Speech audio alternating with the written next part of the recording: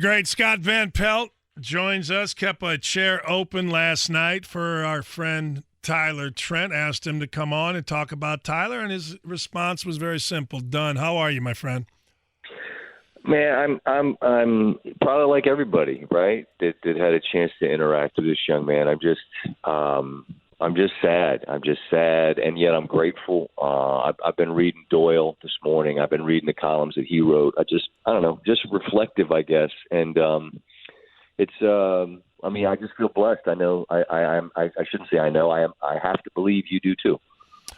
Scott, I so much so that I absolutely thanked his mom and dad for allowing, number one, raising such a courageous guy, and number two, sharing him with us. And I've said this, Scott, we talk about, who influences, who doesn't influence. This kid really had no reason to influence anybody. I mean, he's just a kid standing in line, for a football game. And what was it about Tyler Trent that drew you to him?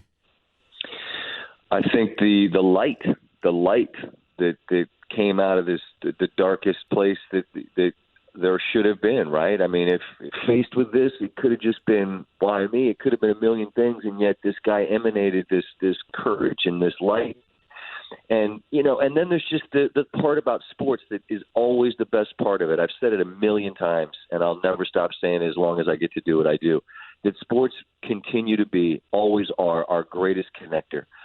Out there, it's Purdue and Indiana, right? And we're different colors, but I guarantee that Hoosier fans have his back and his family's back, because we root for different teams, but sports draw us together. They're our link, they're our bond. It's why I sat out there on the set with a Purdue P on my head, because I had a bet with him.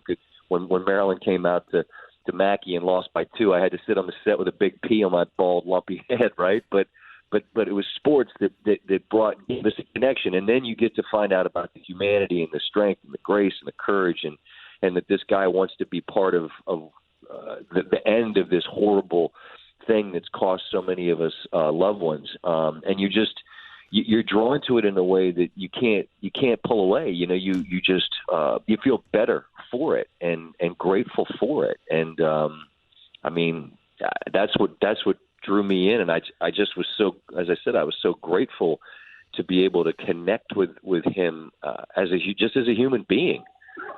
He clipped me for $123 when Jeff Brom didn't go to Louisville. He told him I'll buy lunch. He's like, I said, man, I'm buying lunch for everybody that's at your house. It was originally $20. He felt bad. I go, no. Your mom needs to eat. So $123 later, he's like, my mom tells me I was, too much. I'm like, shut up. You got me. You won the bet. Let's go. You know what I mean? Right? Yeah, of course. But it isn't, I never know, and you never know, or we never know who is going to capture us, right? Like, why him, not somebody else? You know what I'm saying? It's amazing, really. Yeah, and I think that's life, right? I mean, right. Who's to say who the person is in sports or music or film or an author or politics or in any walk of life? Who's to say what it is about a person that makes them radiate something that draws us to them? And I think with Tyler, it was everything. It was all those traits that we would pray we had and probably fear we don't.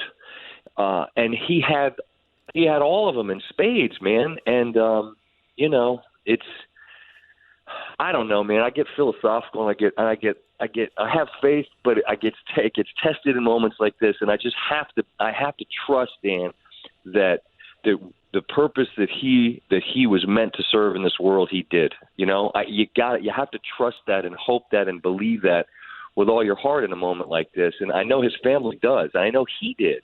And that's the part that blows me away, because that's where I think I'd come up short if I were measured against it. I don't know that I would be to have that strength in that moment. And he did. And that's so remarkable to me. How did you end up hooking up with him? It was Woj and Adrian Wojnarowski. He wrote about him, and if you haven't read it, you should. Mm-hmm. Woj read Doyle. Woj told Doyle, "Hey, look, if tell him if he wants to talk, I'm here." He knew he wanted to be a writer, so they connected. And I had tweeted something. I had read about him, heard about him, and was praying for him. And I tweeted something out, and Woj sent me a note, and he said, "Hey, here's his number. I bet he'd love to hear from you." So I just thought, well, what the hell? I'll send him a text and say, "Listen, I'm out here if you need anything." Boom.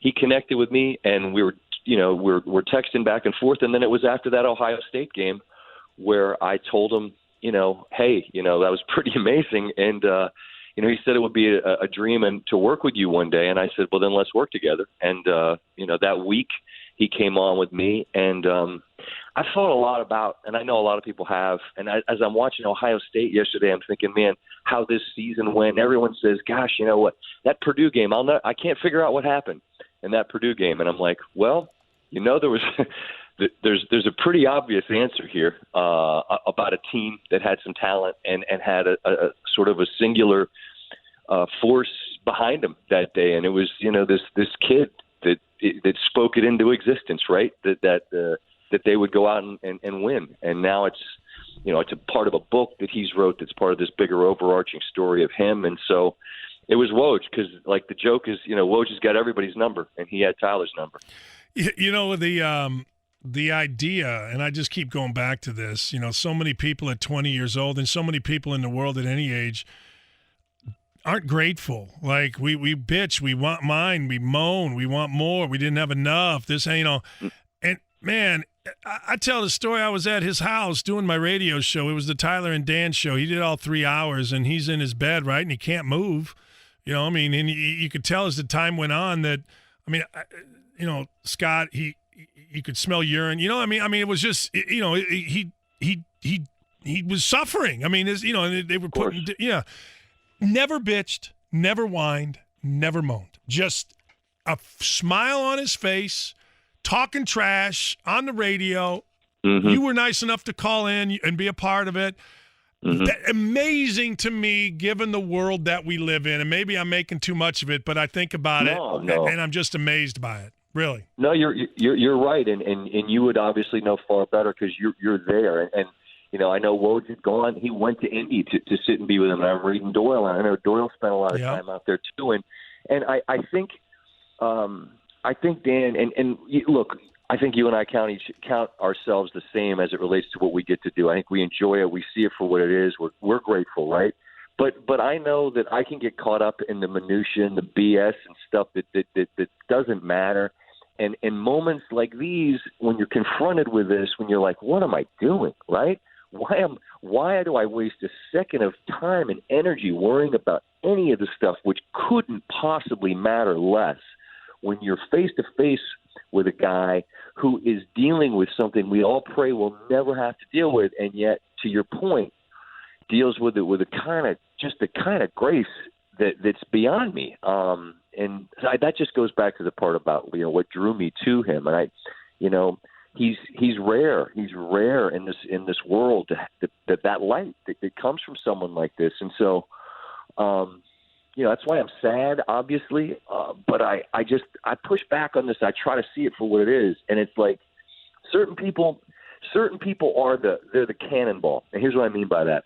They're the person that jumps off the diving board and goes in the deep end, and they're the person that makes the waves that come to shore. Like he's that guy. Like not everybody could be that guy, but I believe he's that guy, and I gotta believe he's that guy, because if he's not, then why in the hell would a 21-year-old have to leave this world, right? Why would a 20-year-old be taken? I've gotta believe that he's gonna be the waves of something, and I don't know. I have to trust that that's the truth.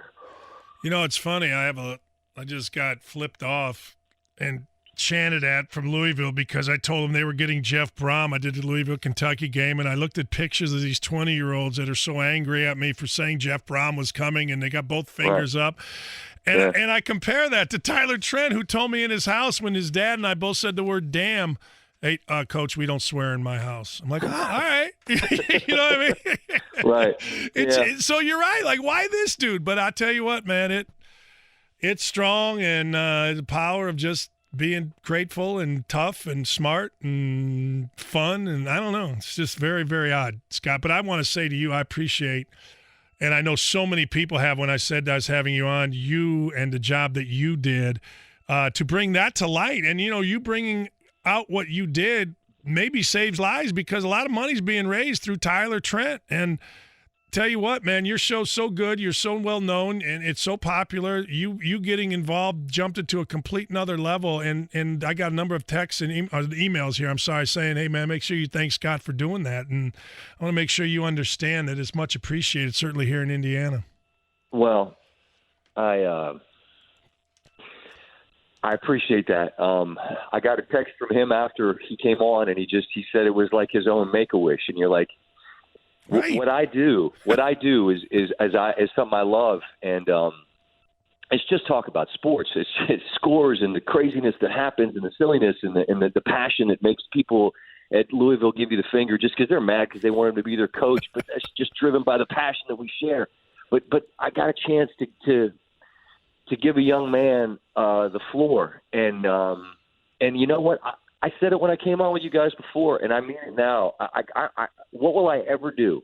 What have I ever done? What will I ever do in this business that's more important than letting Tyler come on the show? Nothing. Right. And if there is something better than that, I can't wait to do it. But if that's the thing I got to do in my entire career, that was the best thing that I did, then I'm so grateful. Sorry, Tyler, I'm so damn grateful that I got to do it. Well, I think people don't have to thank me, man. I think what's cool about your deal is, it's not like, okay, a local radio show is going to take a box, plug it in their house, and do the show. Your deal, you just did it. Like, that's what I think is great. You just did it. There was no BS. There was no, we got blah, blah, blah, blah. No. Hey, you want to do it? Let's do it. Done. And to me personally, that to me was as cool as anything. And I just I thank you. Let me sift over real quick. Terps going to win tonight? I don't know. This is and then Tyler laughed because we got to pivot to sports, right? But like Maryland's like a coin flip home game with Nebraska. Like, how'd that happen? Now look, coach, like Miles has got a team now. They got some experience. They can play. Like, I'm not acting like Nebraska can't play, but Terps are young and this and that. But you got to win this game, and it's a big one for Terps and them because the Big Ten's getting ready to start, and they had Purdue out in Mackey, could have won that game. Just their offense went silent for like the last 7 or 8 minutes, which is why I had to have that pee on the side of my head. Damn it! But they better, man. I don't know. It's the season. I don't want to say it's a season maker because it's January the 2nd. But it helps the trajectory if you get this one at home. They better get it. It's funny. I was talking to a guy from Nebraska, one of their guys, and they're like, "We got to have this win. I mean, if we're a legitimate team, this is a season maker." I mean, literally, same words as you. Look, Maryland's okay, but if we're really any good, you go in and you win. It's kind of funny. That's the Big Ten this year. That is exactly the Big Ten right there. Well, there's a whole lot of teams that are like that. Like, what's really the difference between? And I think a bunch of them are good. I don't think a bunch of them are Kansas, Gonzaga, Duke, Michigan good. Michigan's the one of the league that I think's got a chance, maybe. And then there's a bunch of them that are good, like really good. IU, Purdue, maybe Michigan State, etc. But if Maryland's one of them, then they got to win. And the students are away, so building it's 6:30, traffic, and you know how bad it is to get to that arena. I'm worried about that. I'm worried about who's in the building. So, it's we segue from something that matters to something that doesn't, and yet I got all this angst about 6:30 tonight. So we'll see how it goes. All right, last thing that really doesn't matter, but I can't wait. It's an appointment television for me. Is the Colts? You like the Colts at all? I do. We had luck we sent my guy Stanford Steve down there to basically stand in his way and not demand, but ask if he'd come on with us, and he did after they won Sunday. Their O-line and their defense, both of those units have become something so much more than I think anybody thought they'd be, and I believe in that squad. I think Reich set the tone with them early when they lost that game at home in OT against Houston, but he's like, the heck with it. Let's go for stuff and see what happens. I think the culture of that group seems great. I like them. I really do. So glad to hear you say that. Because I've said that and I get ripped around here. But, man, if you're going to come in as a new coach and you're going to say you're going to be a risk taker and we're going to be open and we're going to be not conservative, you got to go for it. He did. It didn't happen. They lost a couple after that, but it didn't matter. That locker room came together. SVP, my friend, you are absolutely fantastic, and I can't thank you for spending not only time with us, but certainly what you did for Tyler Trent, his family, and the community at Purdue and the community in Indiana. Thank you for that. Not at all, and it's a pleasure to visit with you. And obviously, you know my number. When you need me, just let me know. Be well, okay? Thanks, my friend. All right. Happy New Year. Happy New Year to you too. SVP is just great, man. SVP is just absolutely fantastic. He is the best of the best. He is. He's the best of the best. Our guy, I call him the Johnny Carson, is the absolute best of. He's the best guy you will ever run into.